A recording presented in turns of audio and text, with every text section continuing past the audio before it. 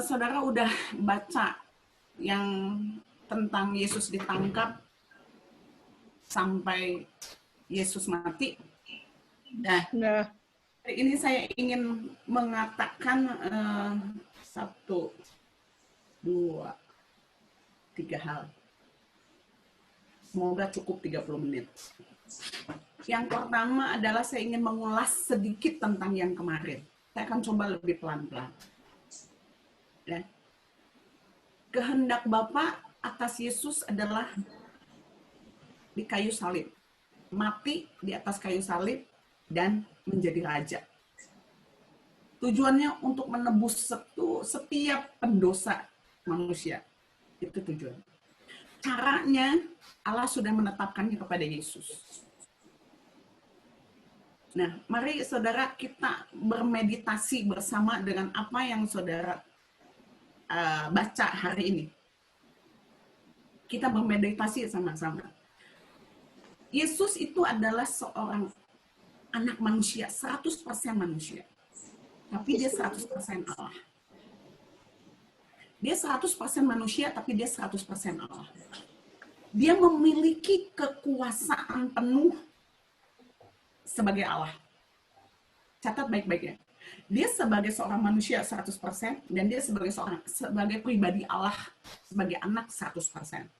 Tapi dia mengosongkan dirinya sedemikian rupa, kealahannya dia copot semuanya. Seolah-olah dia tidak mampu. Itu Yesus. Lalu Yesus menghadapi salib, menghadapi penangkapan sampai kematiannya sebagai seorang manusia 100%. Nah, ini saya ingin membawa saudara kepada perjalanan ini. Ketika Yesus ditangkap di Getsemani, saudara ingat ketika Yesus bilang begini, siapa yang kamu cari? Aku. Yesus. Lalu Petrus menebas telinga dari hamba imam besar. Terus Yesus bilang begini, kamu pikir aku nggak bisa ngelawan, memerintahkan para malaikatku? Saudara nangkap apa di situ? Yesus punya otoritas kan untuk menghentikan itu. Tapi dia memilih untuk ditangkap.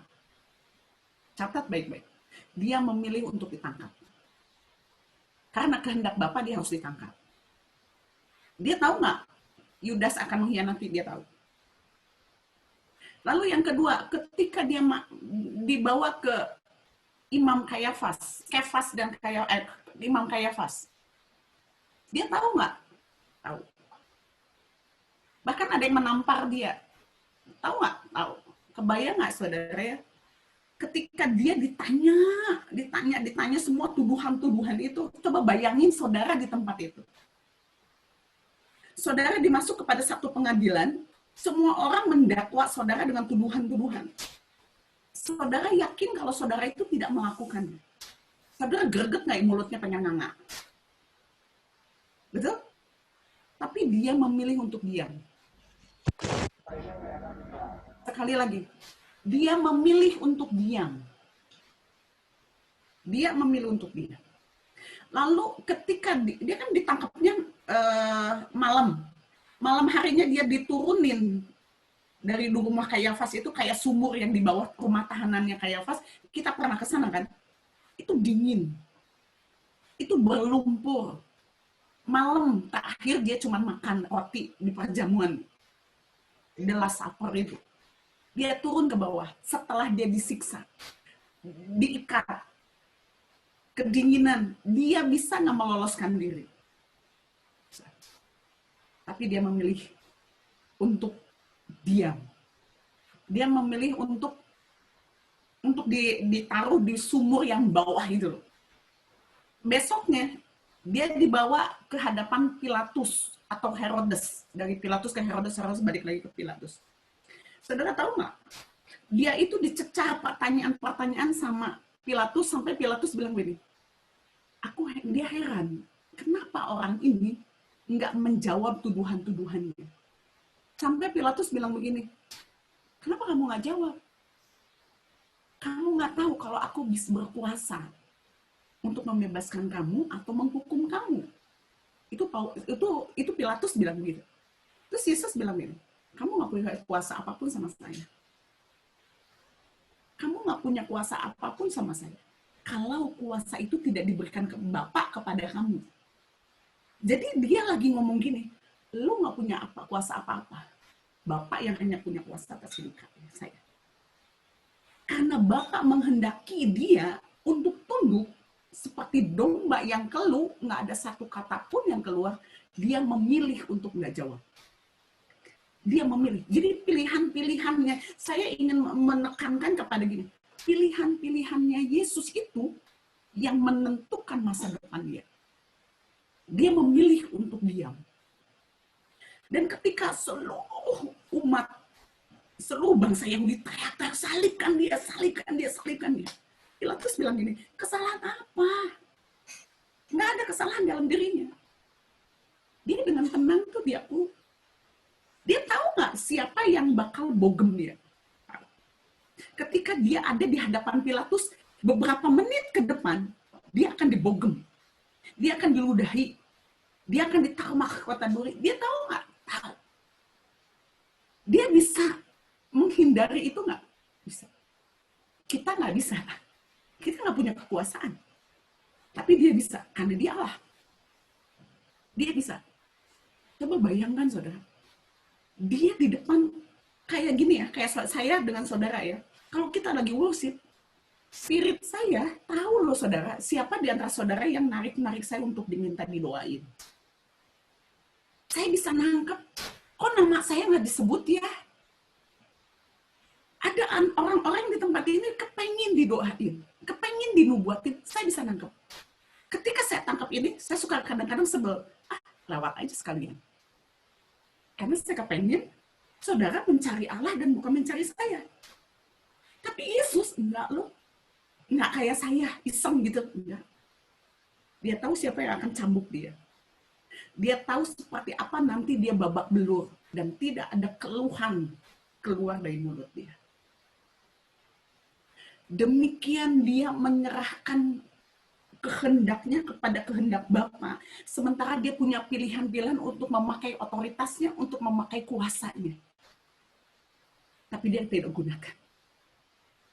Untuk membuat saudara dan saya menjadi satu dengan dia. Ingat Yohanes 17?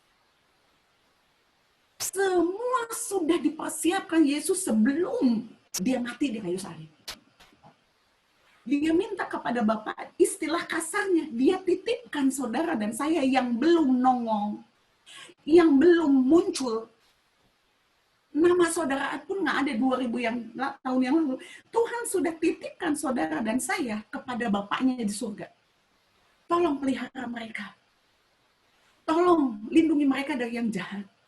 Tolong benarkan mereka dengan kebenaran. Bukan hanya kepada para rasul, dicatat di Yohanes 17 adalah orang-orang yang percaya kepada pengajaran rasul-rasul. Berarti saudara dan saya sudah dititipkan kepada Bapa sebelum dia mati. Dan ketika dia mati, dia memilih salib. Dia memilih cambuk. Dia memilih dihakimi, disalah mengertikan, dia yang memilih. Kalau kita, kalau bisa milih, ya Linda ya. Kita nggak mau kan Linda ya. Kalau masih bisa kita kabur ya Linda ya. Kabur. Tapi Yesus enggak. Ketika ditangkap, dia kayak, ayo mau kemana, ayo. Padahal dia punya kekuasaan untuk melawan. Kebayang nggak saudara? Ketika dia dicambuk dan dia harus merangkak berjalan ke Golgota. Rasanya kayak apa itu perihnya. Itu badannya penuh dengan luka. Dia bisa menyembuhkan dirinya sendiri nggak? Untuk menghentikan darah itu berhenti. Bisa. Tapi dia nggak pakai kuasa itu. Biar darahnya bisa menyembuhkan saudara. Biar darahnya yang tertumpah ke bumi itu bisa memulihkan saudara dan saya. Dia pilih untuk darahnya tercucur ke bawah. Luka-lukanya didiamkan oleh dia. Dia bisa nggak mengatasi? Bisa, karena dia Allah. Dan ketika dia di atas kayu salib, saudara, ketika dia mulai dipaku, bayangin, dia yang menciptakan itu serdadu. Tapi dia diam, menyerahkan dirinya dipaku sama pencipta, sama ciptaannya. Nggak kurang ajar tuh. Saya kalau baca itu ya suka begini loh, saudara. Aduh Yesus, ampuni dia. Aduh, itu orang ada di mana ya sekarang? Gitu loh, saudara. Yang nyambuk, yang bogem, yang nampar, yang ludahin. Saya suka gini, oh Tuhan Yesus, ampuni dia Tuhan. Kayak hati tuh cek gitu. Dia ada di mana ya saat ini? Kalau di neraka lantai berapa ya? Di bawah. Bukan paling tinggi, di nerakanya paling bawah. Mengalami siksaan yang kayak apa ya? Dia menyalibkan anak domba Allah. Betul nggak? Jadi kayak nyes gitu hati saya. Dan ketika dia di atas kayu salib, dari jam 12 sampai jam 3, saudara ngerasain nggak sih penderitaannya kayak apa? Udah punggungnya penuh luka, nempel ke kayu yang kasar. Nyerinya kayak apa? Saya cantengan aja teriak-teriak loh. Diuber-uber sama adek mau dikasih tete yoci. Itu udah teriak-teriak. Yesus diemin kan, nggak ada ngomelnya, nggak ada teriaknya, nggak ada, oh Tuhan Yesus sakit. Kalau saya lagi sakit segini, oh Tuhan Yesus sakit, oh Tuhan Yesus asa sakit loh, Tuhan Yesus asa sakit loh. Cuma gitu aja. Dia nggak teriak, dia nggak ngomel, dia nggak ngomong. Dia nggak cerita, nggak, aku sakit loh. Saudara tahu nggak, ketika dia disalib, napasnya itu susah. Pak cerita sama saya, bagaimana ketika disalib, dia harus bertumpuk di kakinya yang disalib. Jadi napasnya dia, si kakinya tuh mesti begini, saudara. Mesti diangkat dulu, baru dia bisa napas. 3 jam. Kemarin, karena flu, saya sakit dada kanan, saudara. Sakitnya setengah mati. Kalau mau napas itu, sampai sakit nembus ke belakang loh. Sakitnya. Napas susah, satu-satu jadi napas. Gitu, saudara. Mau nggak mau saya pakai oksigen. Itu sebelum Zoom malah. 1 jam sebelum Zoom, saya pakai oksigen karena sakit sekali dada saya. Kebayang nggak Yesus 3 jam nggak pakai oksigen, malah dikasih itu anggur asem. Pesan yang ingin saya sampaikan adalah gini, saudara.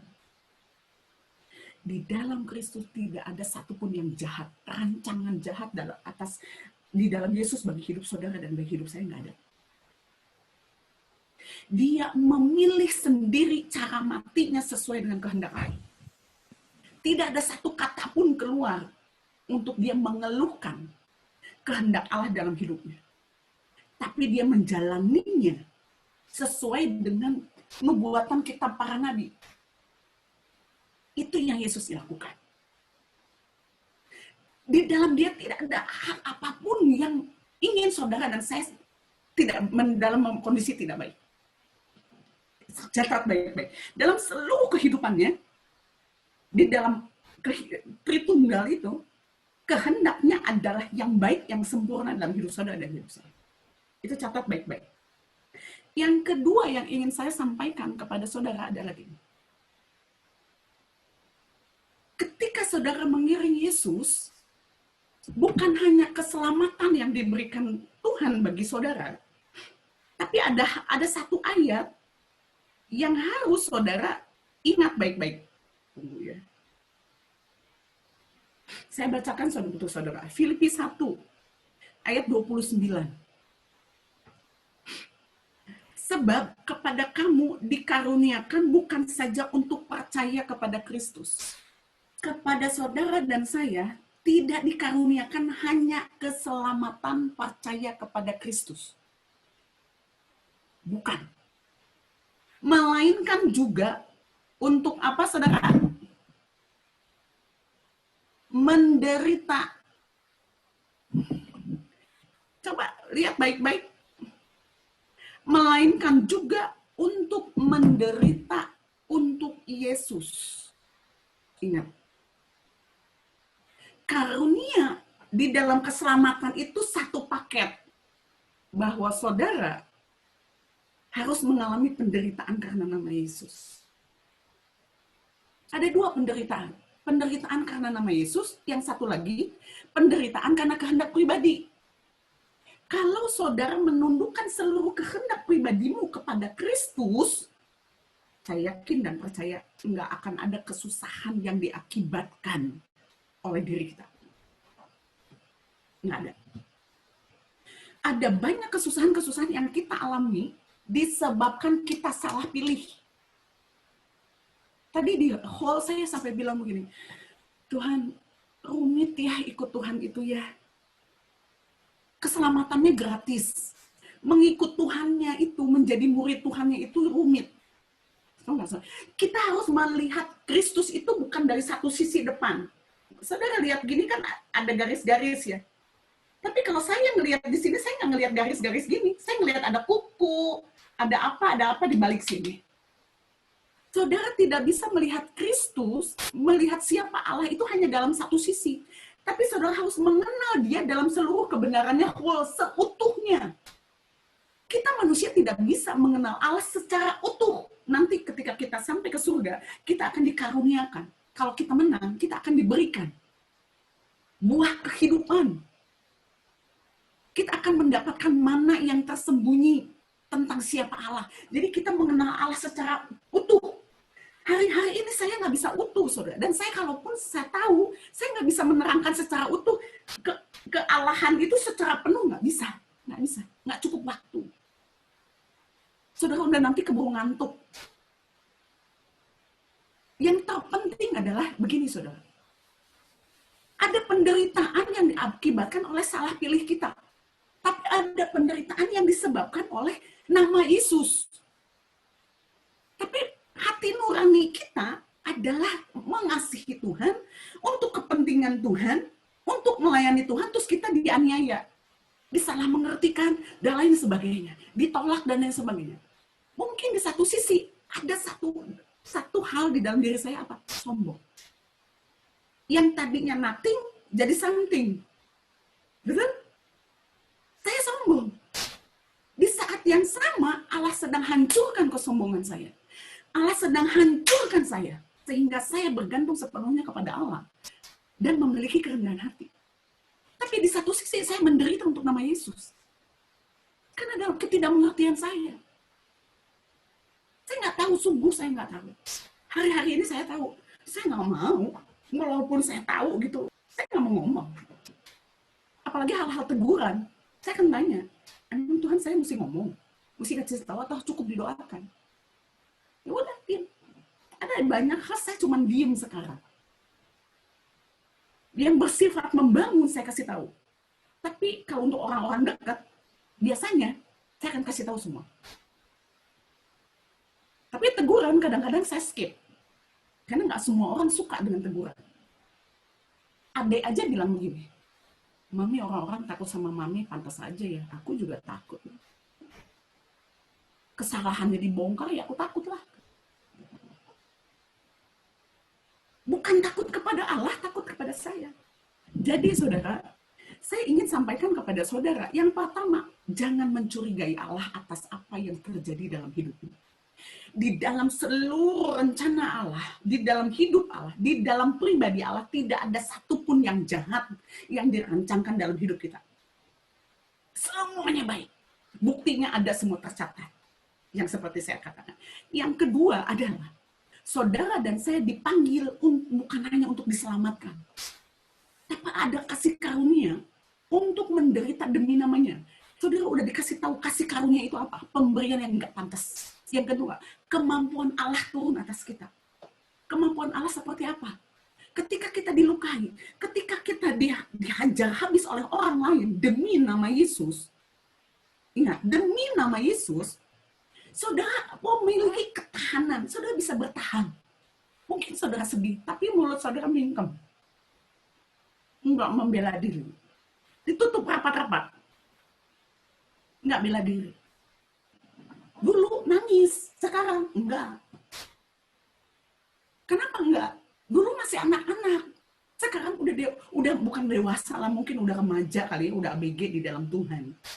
Jadi ketika menerima pengalaman saya itu, ya udahlah, memang harus saya alami. saya harus menderita demi namanya, dan saya harus bersuka cita. Ingat, ada upah, ada kemuliaan. Ketika saudara menderita demi nama Yesus, satu, saudara dikasih kemampuan Allah untuk menanggung penderitaan itu. Yang kedua, saudara ada upah. Ketika saudara disakiti, ketika saudara menderita bagi nama Yesus. Tapi, kalau saudara menderita karena pilihan-pilihan saudara yang salah, karena keinginan-keinginan saudara yang salah, sekalipun, saya katakan gitu, sekalipun saudara minta ampun, tetap konsekuensi harus saudara alami. Tetap konsekuensi harus saudara alami. Harus saudara jalani. Saudara pernah mendengarkan bagaimana kesaksian saya nggak jadi masuk ke Singapura? Berapa 13 tahun saya mengalami kesulitan. Setiap keinginan-keinginan saudara yang salah akan membuahkan dosa, itu yang Tuhan katakan. Keinginan daging itu menghasilkan dosa. Dosamu diampuni, saudara tidak akan masuk kepada kematian selama-lamanya. Enggak. Tapi penderitaan akibat dari pilihan saudara, kesulitannya itu akan saudara alami. Sampai kapan? Sampai masanya genap. Tetapi kalau sudah benar-benar minta ampun dan tidak melakukan dosa lagi, saya katakan, di situ ada kasih karunia. Ada kemampuan ilahi untuk kita menahannya, menanggungnya. Bahkan di situ ada berkat. Dan yang kedua, kalau betul-betul saudara bertobat, ada belas kasihan Tuhan yang seharusnya saudara mengalami kesusahan setahun umpamanya saudara. Akibat dari pilihan saudara, mungkin karena kasih karunia Tuhan dan perkenanan Allah, belas kasihan Allah, saudara dipercepat hanya mengalami 6 bulan. Kebayang nggak? Itu kan bukan udah bonus, tapi tetap akan masuk di dalam penderitaan yang kita buat atas pilihan-pilihan kita yang salah, atas perkataan-perkataan kita yang salah. Nangkap dari sini, saudara. Untuk itu, hati-hati dengan kehendak bebasmu. Tadi saya sampai bilang, Tuhan rumit ya Tuhan ya, ikut Tuhan. Gimana ya bisa nerangin ke saudara apa yang ada di kepala saya gitu. Karena saya sendiri juga sulit untuk memahaminya. Tuhan cuma bilang begini, Esther, ketika kamu melakukan sesuatu di luar kehendak Allah, kamu sedang mengacaukan frekuensi kehendak Allah. Ketika saudara dan saya tunduk kepada kehendak pribadi saudara, saudara sedang mengacaukan frekuensi kehendak Allah. Dan kalau saudara tidak bertobat, saudara akan melenceng. Allah biarkan. Allah izinkan. Melencengnya terus saja, terus. Sampai seberapa jauh, saudara akan dikasih kesempatan untuk saudara balik. Ketika saudara udah bertobat di sebelah sini, saudara harusnya ada di sini. Saudara bertobat, saudara harus ngalamin konsekuensi daripada pilihanmu yang salah. Saudara akan dibawa putar. Putarnya mungkin ke sini. Tuh, ngelewatin lagi ke sini. Tuh, balik lagi ke sini. Nah, mutar. Tapi di situ ada kasih karunia. Saudara buang waktu. Yang pertama. Saudara buang kesempatan. Kesempatan kadang-kadang nggak balik kedua. 2 kali. Kairos itu susah. Ketika datang kairosnya Allah, saudara nggak di situ, lewat. Tunggu ada kairos lagi. Jadi, yang ingin saya sampaikan kepada saudara adalah, mari kita dewasa malam ini. Kita udah pertemuan ke 4 bulan kali ya. Masuk ke 4 bulan. Saya sampai bilang begini, Tuhan, Esther kepengen bertumbuh bersama, mereka tolong nggak bosen dengan pertemuan-pertemuan ini. Tolong mereka menjadi dewasa dan mereka memilih mana yang mereka mau. Tunduk kepada kehendak Allah, tunduk atau kepada keinginan kita. Mulut kita setengah mati mesti dijaga. Roh Kudus yang akan memampukan saudara. Tapi kitanya harus terconnecting, harus terus-menerus ada dalam frekuensi ilahi. Harus ada dalam radarnya Allah. Kita harus terconnecting. Kayak saudara HP, saudara harus terconnecting dengan Telkomsel, atau terconnecting dengan WiFi, terconnecting dengan Excel. Kalau enggak kan saudara nggak dapat. Waktu saya bawa ini ke Jepang, saya nggak dapat signal, hilang. Di luar jangkauan. Saudara jangan di luar jangkauan Allah. Saudara jangan ada di luar jangkauan kasih karunia karena dosa. karena kehendak pribadi kita. Jadi dengan firman yang saya sampaikan setiap hari, itu bukan buat saudara aja, tapi buat saya juga. Mari bertumbuh bersama. Mari belajar melakukan satu persatu firman Allah ini. Kan saudara saya udah bilang, di dalam ketaatan sekecil apapun ada berkat. Pikiran saudara nggak boleh kepada uang dan uang dan uang dan uang. Pikiran saudara harus kepada Kristus dan Kristus. Nanti makan apa? Emang Tuhan nggak bisa kasih makan saudara? Emang Tuhan nggak bisa ngasih peluang-peluang bisnis sama saudara? Seberapa banyak saudara percaya kepada Allah? Hari-hari lalu saya minta kepada Tuhan, ingin minta kepekaan. Kepekaan kayak si pendeta ini, kayak pendeta ini yang di luar negeri, yang ini, yang ini, yang ini, yang ini. Ternyata Tuhan bilang sama saya di Alkitab, saya udah baca Kisah Rasul. Bagaimana para rasul dan gereja mula-mula sangat peka akan Roh Kudus. Filipus dibawa oleh Roh ke Askot. Dari kota lain, tahu-tahu udah ada di Askot. Terus saya bilang, kenapa zaman ini tidak terjadi? Kenapa? Lalu Petrus, yang harusnya besok dihukum mati sama Herodes, dia di penjara. Dua penjaga ada di depan dia. Dan tangan kakinya diborgol, dirantai. Dan dia bisa tidur. Saudara-saudara dalam Tuhan sedang berdoa buat dia. Lalu malaikat nepuk dia, runtuh semua rantai. Terus saya bilang, kenapa nggak terjadi di zaman ini? Ini kepekaan, bukan? Ini ketajaman, bukan? Lalu ada Ananias Safira, mati, gejeblak, gitu. Di depan Petrus, dan Petrus sangat tajam. Dia tahu jual tanahnya berapa. Dia ngentit berapa, Petrus tahu. Bukan kayak itu kepekaan, ketajaman Roh. Terus saya minta, kenapa ini nggak terjadi hari ini ya Tuhan? Apa yang salah dalam gereja? Itu gereja mula-mula. Apa yang salah? Saya nggak mau menghakimi gereja. Tapi apa yang salah? Kenapa gereja nggak bisa masuk dalam kuasa itu? Di mana salahnya? Saya bilang, saya mau loh Tuhan, memiliki kepekaan itu. Berapapun harganya saya mau nanggung, saudara. Kalau buat saya, nanggung. Sekalian kecebur. Waktu nggak banyak. Saudara bisa punya kepekaan bisnis. Ini saya rindu satu hal seperti ini ya.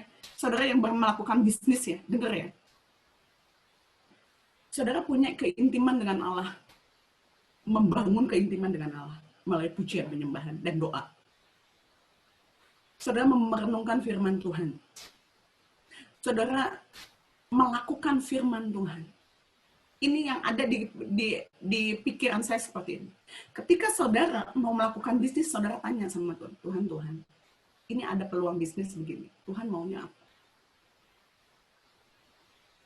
Tuhan, ini ada tawaran ini. Tuhan, kamu maunya apa?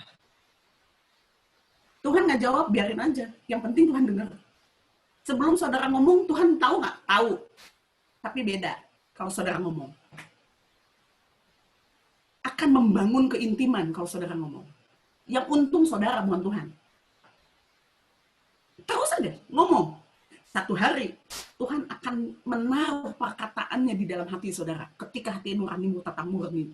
Saudara nggak kepengen kaya demi dirimu. Saudara nggak mengejar uang demi pride-mu. Tapi memang saudara ingin masuk dalam kehendak Allah. Apa yang menjadi kehendak Allah dalam para pebisnis? Saya yakin dan percaya saudara akan dituntun Allah untuk melakukan bisnis ini, bisnis ini, bisnis ini, bisnis ini. Terus kalau saudara merasa ada kesulitan di depan, mungkin peraturan pemerintah yang membuat saudara nggak bisa bergerak. Ada tawaran-tawaran untuk melakukan kecurangan-kecurangan. Saudara jangan lakukan. Saudara tanya, Tuhan, ini halangannya ini loh Tuhan. Ada peraturan Kepres atau ada peraturan menteri kesandung di sini Tuhan. Tolong dong Tuhan. Kalau memang ini jalanmu, bukain dong Tuhan. Terus aja ngomong sama Tuhan. Katakan apapun yang menjadi permasalahanmu. Tuhan itu lebih daripada konsultan, saudara. Lebih daripada si Grace, lebih daripada si Fanny. Tuhan itu konsultan. Kalau saya bawa ya saudara, urusannya kayak kok Indra gitu ya, saya bawa. Saya bisa dengar tuh, dia mesti gini, mesti gini, mesti gini, mesti gini. Dan dia harus cut begini, begini, begini, begini. Dia harus bertobat di dalam hal begini, begini, begini, begini. Tapi kalau saya katakan itu kepada Pak Indra, dia akan mencari saya atau mencari Tuhan? Jujur, ayo Komudi. Lebih gampang cari Esther apa cari Tuhan? Cari Esther kan? Kalau saudara mencari Esther, saya yang harus berhadapan dengan Allah. Saya menjadi ilah bagi saudara. Bukankah dalam lagu dibilang begini, nggak ada yang menghalangi antara aku dengan engkau. Kalau ada Esther berarti Allah, Esther, baru saudara. Nggak ada pengantara. Domba-dombaku mengenal suaraku. Nah itu yang saya rindukan, saudara. Saudara dapat intim dengan Allah, dan radar saudara jalan, dan saudara bisa menangkap suara Allah. Next, kita akan belajar mendengar suara Allah. Saya rindu saudara bisa menangkapnya. Ajak ngobrol, dia nggak jawab, nggak masalah. Terus ajak ngobrol. Apapun masalahmu, terus ajak ngobrol. Seberapa kita bergantung kepada Allah. Urusan bisnismu lebih besar, urusan sekolahmu lebih besar. Melibatkan dia itu bukan hari Minggu doang. Setiap hari, setiap saat. Ketika saudara menghadapi sesuatu hal, ajak ngomong Tuhan. Dia dengar saudara. Saya rindu marketplace yang ada di sini menangkap ini. Dan ketika saudara menangkap ini, dan saudara mengalami kepercayaan, bisa dipercaya Allah, dengan berkat yang harusnya saudara terima dan dikembalikan bagi pekerjaan Allah, saudara cuma numpang lewat aja, kan saudara bendahara. Saudara bendahara. Tapi ketika saudara jadi bendahara, saudara bisa nikmatin nggak itu duit? Katanya. Ledeng ya, itu keran air. Di sininya pipa. Kalau kerannya nggak dibuka, si pipanya kering nggak? Kering. Ketika kerannya dibuka, itu si pipanya basah nggak? Basah. Tapi airnya kan ngalir.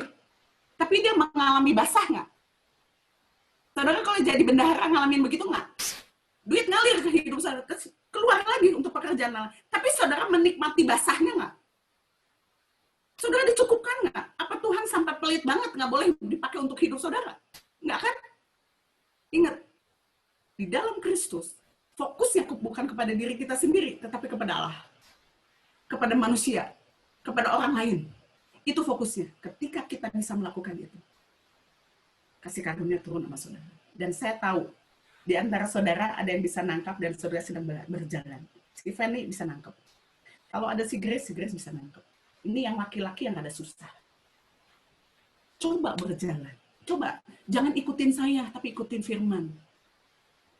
Coba lakukan. Kok Budi coba lakukan. Ajak ngomong. Kalau udah bikin ini terus yang bayar, yang mesen susah bayarnya, nunggak gitu. Tuhan tolonglah berkati orang itu, Tuhan biar bisa dia bayar. Tuhan tolonglah gerakin hatinya, kemurahan hati. Kiliklah Tuhan hatinya, tolonglah Tuhan. Ini buat bayar tagihan-tagihan loh Tuhan. Pembayaran daripada orang ini untuk bayar tagihan ini. Udah mau jatuh tempo loh Tuhan. Dia Bapak yang baik bukan? Dia punya banyak cara untuk memberkati saudara. Dan kehendaknya adalah ketika saudara di bumi, saudara baik-baik saja. Amin.